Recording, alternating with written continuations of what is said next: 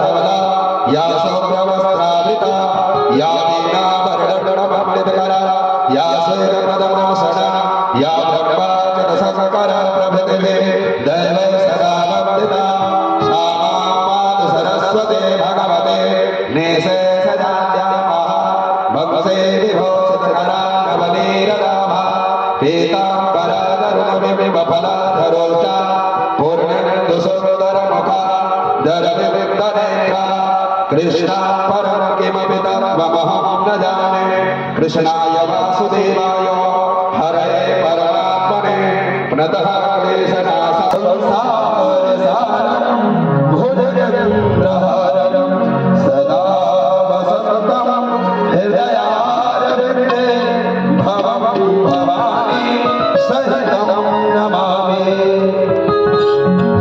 श्री भागवत भगवान की है आरती,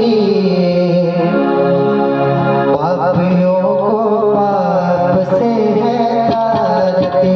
श्री भागवत भगवान की है आरती, पापियों को पाप से है तारती। अमर मुक्ति मुक्ति मुक्ति पंचम वेद जाना नवदूत जगाने वाला। अमर मुक्ति मुक्ति मुक्ति पंचम वेद जाना हरे राम यही हरे राम यही हरे राम यही हरे राम यही प्रभु की महिमा की आरती।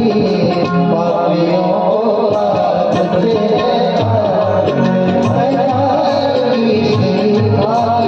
भगवान की है आरती।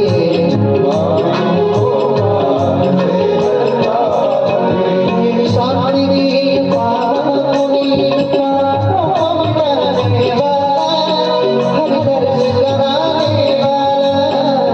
शांति की पावन मुनि पापों मिटाने वाला, यह सुख हरणी यह दुख हरणी यह दुख हरणी यह दुख हरणी श्री मधुसूदन की आरती। पापियों पाप से है तारती। श्री भागवत भगवान की है आरती। पापियों पाप से है तारती। मधुर बोल जगत मुक्त बोल सन्मान दिखाने वाला, बिगड़ी को बनाने वाला। मधुर बोल जगत मुक्त बोल सन्मान दिखाने वाला, बिगड़ी को बनाने वाला। श्री राम यही घनश्याम यही श्री राम यही घनश्याम यही प्रभु की महिमा की आरती। पापियों पाप से है तारती। भागवत भगवान की है आरती। पापियों पाप से है तारती।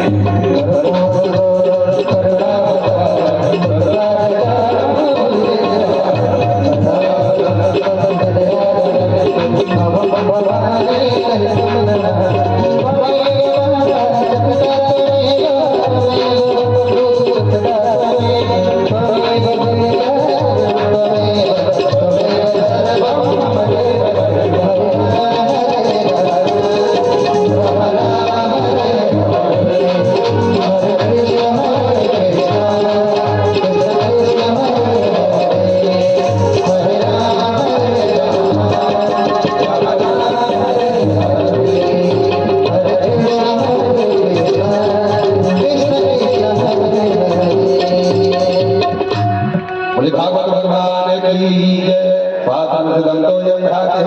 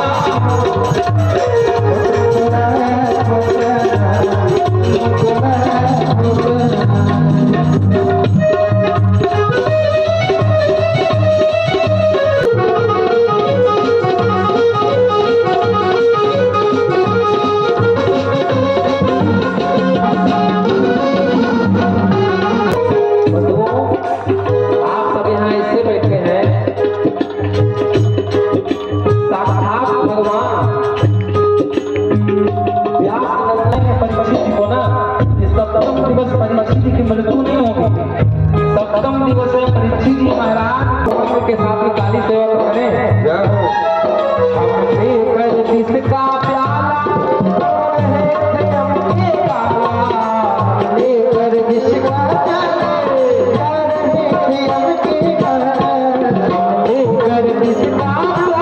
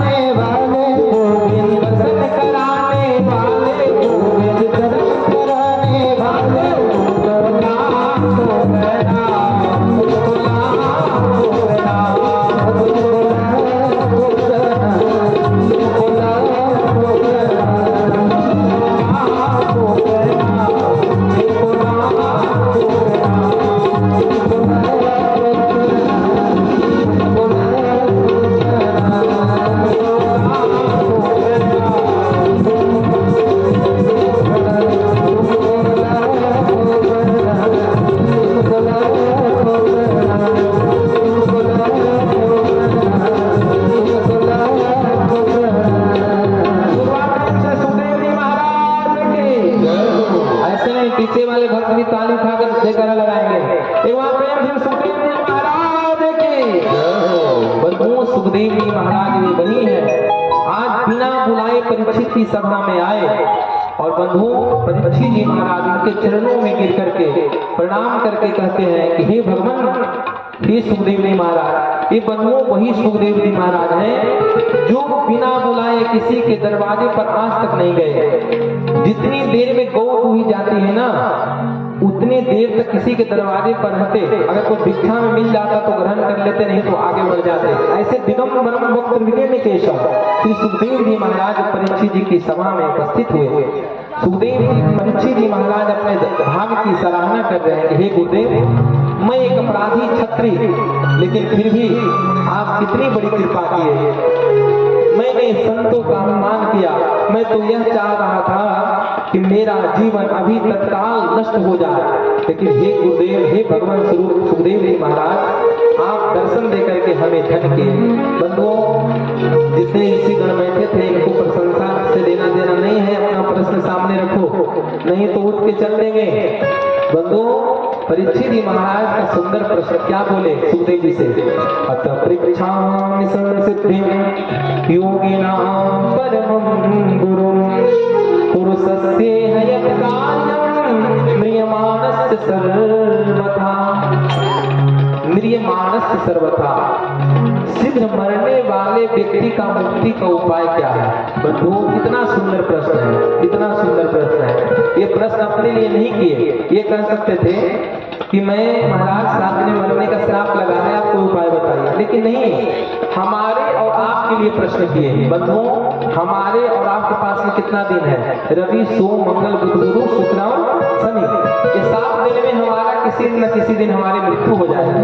तो क्या पता है कि कल हम जीवित रहेंगे कि नहीं। तो शीघ्र मरने वाला व्यक्ति का मुक्ति का उपाय क्या है। इतना सुनते ही महाराज बंधुओं परीक्षित सुखदेव जी महाराज गदगद हो गए और स्तुति कीर्तन सब करना भूल गए और सीधा प्रश्न का उत्तर देना प्रारंभ किए। क्या कहते हैं, बरियाने सते प्रश्न कृतो लोकहितं नृप आत्मवित् सम्मतः पुंसां श्रोतव्यादिषु यः परः। हे राजन, कि तुम्हारा प्रश्न लोकहित के लिए किया गया है।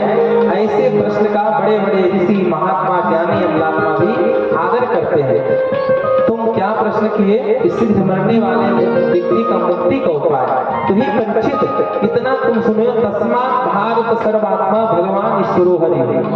उन परमात्मा का श्रवण कीर्तन और मनन करना प्रारंभ कर दो, तुम्हारी मुक्ति निश्चित है। गुरुदेव हम समझे नहीं।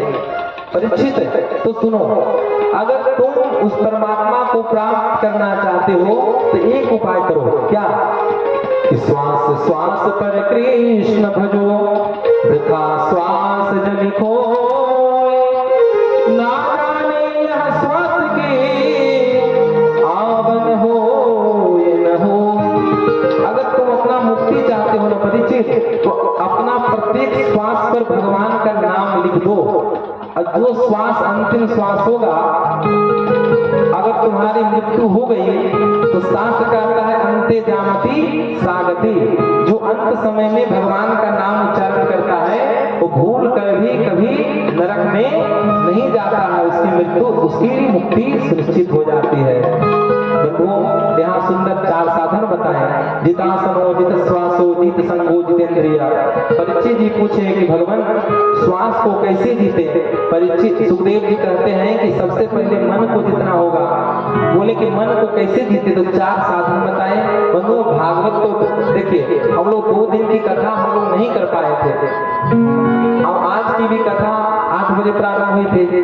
गोपाल भैया बोल रहे हैं कि 10 मिनट के अंदर में यहाँ भोलेनाथ बुद्ध भगवान का विवाह करा दीजिए। ये बताइए, जब कोई भी व्यक्ति कभी अपने पुत्री या पुत्र के लिए विवाह के लिए पंडित जी के पास जाते हो ना, तो क्या लेने के लिए जाते हो? मुहूर्त। महाराज मुहूर्त बताइए, किस मुहूर्त में, किस लग्न में हम विवाह करें अपने पुत्री का पुत्र का।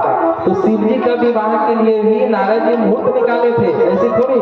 अब मुहूर्त हुआ है 12 बजे का, तो बताइए अभी कहाँ से हम विवाह करा देंगे? देखिए नहीं, वो 12 नहीं बजेगा, बस 2 मिनट के अंदर में हम सती चरित्र में प्रवेश करेंगे। भाव से बंधुओं, हरि अनंत, हरि कथा अनंता। भगवान की कथा का कोई अंत नहीं है।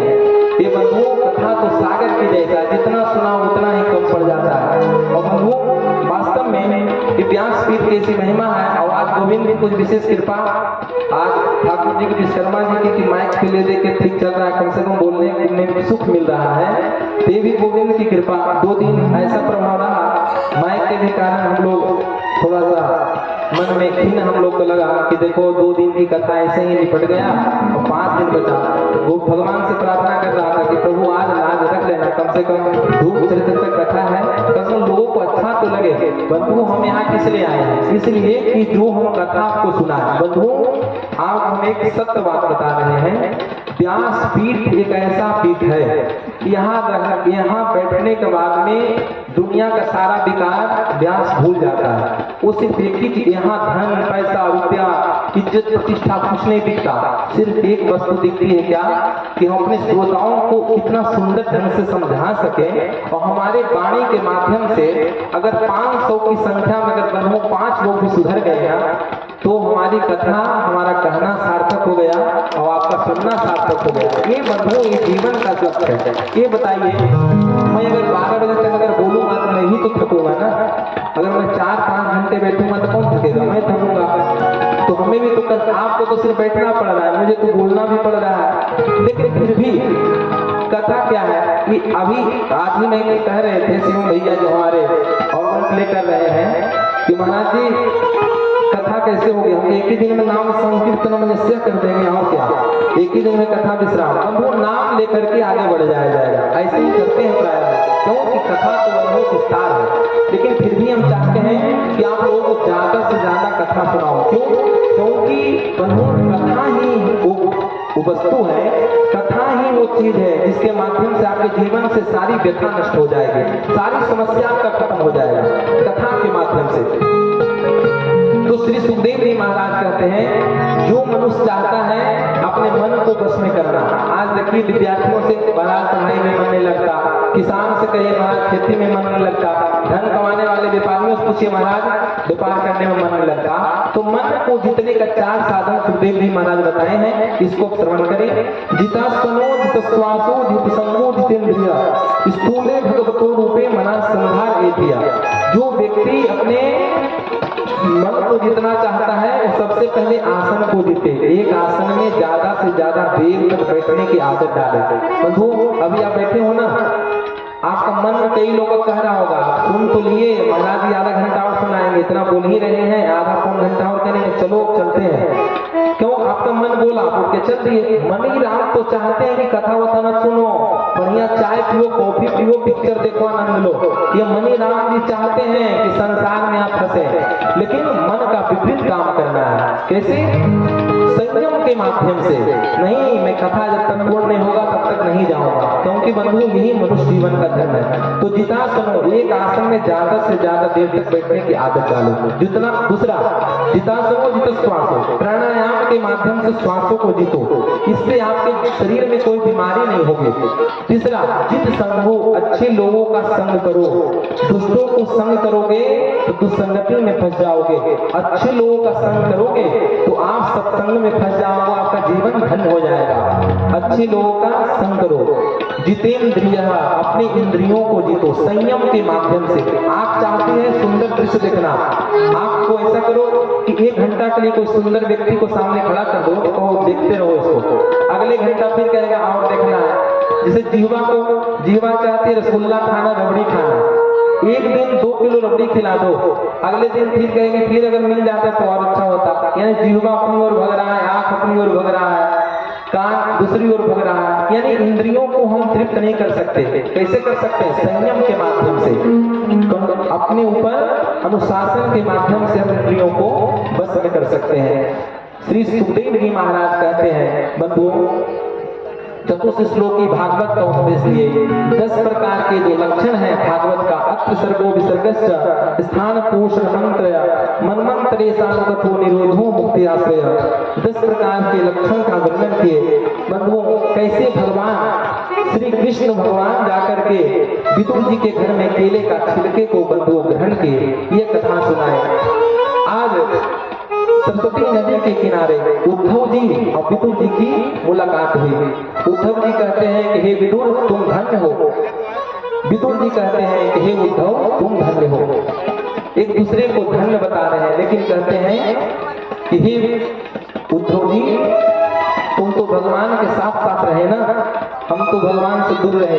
लेकिन बंधुओं, भगवान से उद्धव जी पूछे कि हे भगवान आपको द्वापर युग, आपको 24 अवतार में सबसे सुंदर भोग कहाँ लगा? तो बंधु भगवान 2 ही जगह का नाम लिए। क्या? सबरी के घर का बेर और विदुरानी के घर के केले का छिलका। फिर विदुर जी आपको भगवान हमेशा याद करते थे। आज विदुर जी महाराज कुछ प्रश्न पूछते हैं तो बंधुओं कहते हैं कि हमारे सामने ही मैत्रेय ऋषि को भगवान बोले थे कि हमारे विदुर के मन में कोई भी शंका होगा तो उसका समाधान करना। बंधुओं, विदुर जी महाराज मैत्रेय ऋषि के पास में गए, बहुत सारे प्रश्न किए। ये बोले कि ये बताइए कि भगवान क्या दुष्टों को मारने के लिए अवतार लेते हैं? बहुत सुंदर कथा सुनाया कि नहीं, भगवान दुष्टों को मारने के लिए नहीं, धर्म की स्थापना करने के लिए आते हैं। बंधु वो हिरण्याक्ष वध की कथा श्रवण कराते हैं। यहाँ 12 भगवान का अवतार हुआ। ब्रह्मा जी के नासाक्षित्र से एक छोटे से नन्हे से रूप में भगवान नारायण का प्रादुर्भाव हुआ वराह के रूप में, और वो वराह बंधु विशाल स्वरूप धारण करके हिरण्याक्ष का वध करता है। श्री शुक्राचार्य सुखदेव जी महाराज कहते हैं कि हे परीक्षित, पृथ्वी की स्थापना हो चुकी है। भगवान वराह पृथ्वी को सुंदर व्यवस्थित कर दिए, लेकिन ब्रह्मा जी के सामने चुनौती है सृष्टि की रचना करना। बंधुओं, पहले सृष्टि में कहीं कुछ नहीं था, जल ही जल था। उस जल में शेषनाग के ऊपर भगवान नारायण शयन कर रहे थे। नाग मतलब पानी, अयन मतलब भवन। जल के ऊपर जिसका भवन हो उसको कहते हैं नारायण। बंधुओं, भगवान के मन में एक भाव आया, तब तक मैं एक रहूं, एक से अनेक होना चाहिए। तो पूरी पृथ्वी, पूरी सृष्टि में जल ही जल हो गया। उस जल में भगवान नारायण के नाभि से कमल का फूल निकला और आकाश मंडल में जाकर के खिल गया, और उसी कमल पर चतुर्मुख ब्रह्मा जी का प्रादुर्भाव हुआ। ब्रह्मा जी बनो हजारों वर्ष तक तपस्या किए, तब जान पाए कि मैं ब्रह्मा हूँ। भगवान दर्शन दिए, कहे विधाता, आज से तुम विधाता हो, सृष्टि की रचना करो। बंधु, ब्रह्मा जी महाराज सर्वप्रथम मानसिक सृष्टि की रचना करते हैं। सनक, सनंदन, सनातन, सनत कुमार 4 भाइयों की रचना की है। बोले बेटा तुम सृष्टि का विस्तार करो, शादी विवाह करके सृष्टि को बढ़ाओ। बोले नहीं, हम सृष्टि के विस्तार में हम आपका सहयोग नहीं कर सकते, हम तो ब्रह्मचारी रहेंगे। ब्रह्मा जी महाराज को क्रोध आया और उनके बंधु भ्रुकुटी से भूत भावन भगवान शंकर का प्रादुर्भाव हो गया। एक बार प्रेम से उमापति महादेव के। भगवान शंकर का जन्म होते ही, रुद्र का जन्म होते ही भगवान रोने लगे। तो बोले रुद्र तुम रो मत, तुम्हारा नाम रुद्र है, जाओ तुम सृष्टि का विस्तार करो। बंधुओं, भगवान शंकर अपने ही जैसे भूत प्रेतों की सृष्टि प्रारंभ कर दिए। ब्रह्मा जी बोले ये तुम्हारी बस की बात नहीं है, तुम सृष्टि की रचना, तुम सृष्टि के सहयोग नहीं कर सकते, तुम प्रलय के देवता हो, जाओ तुम भजन करो। बंधुओं, शुक्राचार्य सुखदेव जी महाराज कहते हैं कि ब्रह्मा जी अपने शरीर से ही 10 पुत्रों को उत्पन्न किए। मरीचि, अत्रि, अंगिरा, पुलह, क्रतु, भृगु, वशिष्ठ, दक्ष और नारद। अपनी वाणी से सरस्वती, ब्रह्मा जी की वाणी से भगवती सरस्वती का प्रादुर्भाव हुआ। छाया से कर्दम ऋषि का प्रादुर्भाव हुआ। जब कर्दम ऋषि का प्रादुर्भाव हुआ तो कर्दम ऋषि को बोले कि तुम सृष्टि की रचना, सृष्टि के विस्तार में तुम सहयोग करो। लेकिन क्या बोले, हे ब्रह्मदेव, मैं सृष्टि के विस्तार में आपका सहयोग नहीं कर सकता, मैं तो भजन करूंगा। बंधुओं, कर्दम जी भजन करने चले गए। श्री ब्रह्मदेव अपने शरीर से, अपने बाएं भुजा से महारानी शत्रुपा को प्रकट किए और दाहिने भुजा से मनु महाराज को प्रकट किए। बंधुओं, ये दोनों अयोनिज थे, इन्हीं से मानवीय सृष्टि प्रारंभ हुआ। हम लोग कहते हैं, लोग कहते हैं ये मनु के संतान है, यहीं से बंधुओं मानवीय सृष्टि प्रारंभ हुआ। ये मनु शत्रुपा दोनों अयोनिज थे, इनका दोनों का विवाह संपन्न हुआ और इन्हीं मनु महाराज की 3 पुत्री हुई। कौन कौन? आकुति, देवहूति, प्रसूति। आकुति का विवाह रुचि प्रजापति के साथ में हुआ। प्रसूति का विवाह दक्ष प्रजापति ब्रह्मा जी के पुत्र दक्ष के साथ में संपन्न हुआ, प्रसूति का विवाह। और देवहूति का विवाह कर्दम ऋषि के साथ में संपन्न हुआ। इन्हीं कर्दम ऋषि के यहाँ शास्त्र का उपदेश करने के लिए भगवान कपिल का प्रादुर्भाव हुआ। एक बार प्रेम से कपिल देव भगवान के। बंधुओं, देवहूति का विवाह कर्दम ऋषि के साथ में संपन्न हुआ, इनके यहाँ कपिल देव भगवान है। देवहूति और प्रसूति का विवाह रुचि प्रजापति के साथ में हुआ। इन्हीं के यहाँ यज्ञ रूप में भगवान नारायण अवतार लेकर के आए। बंधुओं, दक्ष महाराज की 16 कन्या हुई। उन 16 कन्याओं में सबसे जो छोटी कन्या थी उनका नाम था सती मैया। 13 कन्याएं धर्म को दी, एक पितरों को समर्पण की और एक अग्नि देवता को स्वाहा। दक्ष महाराज के ध्यान से सुनिएगा, दक्ष महाराज की 16 पुत्री में से 13 पुत्री धर्म को ब्याह करे। कौन किए? दक्ष महाराज। और एक पुत्री स्वधा अग्नि देवता को समर्पण किए, स्वाहा को, और स्वधा नाम की पितरों को समर्पण की। और सबसे छोटी कन्या, सबसे लाडली कन्या जिनका नाम था सती मैया, उनका विवाह किनके साथ संपन्न हुआ? भूत भावन भगवान शंकर के साथ में संपन्न हुआ। बंधु, आप कथा श्रवण किए हैं। समय के प्रभाव के कारण एक बार दक्ष महाराज यज्ञ कर रहे थे, उस यज्ञ में भगवान शंकर गए और जाकर के बैठ गए। जब दक्ष प्रजापति जब आए तो ब्रह्मा विष्णु महेश खड़े नहीं हुए, बाकी सब देव खड़े होकर के दक्ष का स्वागत किए। दक्ष का अहंकार बढ़ गया, देखो तो सही, ब्रह्मा जी तो हमारे पिताजी हैं, ये खड़े नहीं हुए, कोई बात नहीं, भगवान नारायण हमारे आराध्य हैं, हमारे आराध्य हैं। एक बार प्रेम से वृंदावन बिहारी लाल की। बंधुओं, हम लोग यहाँ अभी कथा श्रवण करेंगे। हम लोग सती चरित्र में प्रवेश कर गए हैं। सिद्धांत सिद्ध कथा करने से कथा में तो जानते ही हैं, कथा एक धारा प्रभाव बहता है और सती चरित्र में ही हम लोग प्रवेश कर चुके हैं। तो आप श्रवण करें, बस 2 मिनट में हम सती चरित्र यहाँ दर्शन कराएंगे आपको। शिव जी का विवाह का बड़ा ही सुंदर भूमिका बंधु तैयार करना पड़ता है, नहीं तो मैं इतना बोल दूंगा शिव जी का विवाह हुआ, आइए भूत प्रेतों के साथ में नृत्य हो, गाना हो, बढ़िया आप लोग भी नाचेंगे, कूदेंगे, आरती करेंगे, चले जाएंगे। लेकिन कथा की मर्यादा होती है। लेकिन कथा जरूरी नहीं है कि हम 4 घंटा बैठ कर हम थके, तो उसका प्रभाव होता है, उसको भी आप समझे। बोले वृंदावन बिहारी लाल की। बंधु, दक्ष को बहुत बुरा लगा कि देखो तो शंकर ये हमारा दामाद होकर के हमारी सभा में बैठा रहा, खड़ा नहीं हुआ। बहुत कुछ बंधुओं बुरा भला कहा, लेकिन बंधुओं ऐसा आप शब्द की कहा। शास्त्र कहता है कि जो शिव जी का निंदा करता हो ना, अगर समर्थ हो उसे जीवा को काट डालो, अगर समर्थवान नहीं हो तो वहां से सीधा कान बंद करके वहां से निकल जाओ। बहुत बुरा भला कहा भगवान शंकर को, लेकिन भगवान शंकर बंधुओं कुछ नहीं किए, वहां से उठे धीरे से चल दिए। नंदीश्वर को जब पता चला, नंदीश्वर श्राप दिए कि हे दक्ष, जिस मुख से तुम हमारे भोलेनाथ का तुम अपमान किए हो ना, ये मुख तुम्हारे पकड़े का मुख हो जाएगा। बंधुओं, घोर श्राप लग गया।